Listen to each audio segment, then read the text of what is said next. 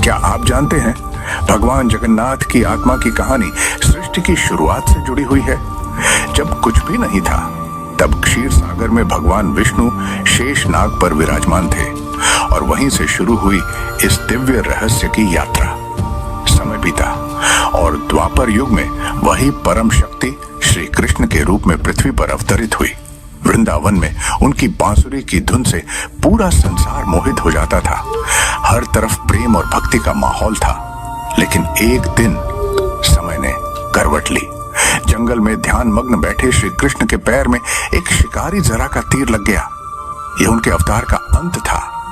लेकिन कहानी यहीं खत्म नहीं हुई। जब उनका अंतिम संस्कार किया गया तब एक चमत्कार हुआ। तेज अग्नि के बीच उनका हृदय नहीं जला, बल्कि वह दिव्य प्रकाश के साथ अमर बना रहा। यही था ब्रह्म तत्व जो कभी नष्ट नहीं होता। उस दिव्य शक्ति को समुद्र में प्रवाहित कर दिया गया और सालों तक वह रहस्यमयी ऊर्जा लहरों के साथ बहती रही, जब तक कि एक दिन वह पुरी के तट पर एक पवित्र लकड़ी के रूप में प्रकट नहीं हुई। राजा इंद्रद्युम्न ने इसे भगवान का संकेत माना और उसी लकड़ी से भगवान की मूर्ति बनाने का निर्णय लिया। तभी एक रहस्यमयी बूढ़ा बढ़ई आया जो वास्तव में भगवान विश्वकर्मा थे। उन्होंने शर्त रखी कि जब तक मूर्ति बन रही हो कोई दरवाजा नहीं खोलेगा। लेकिन कुछ दिनों बाद चिंता के कारण दरवाजा खोल दिया गया और मूर्तियां अधूरी रह गईं।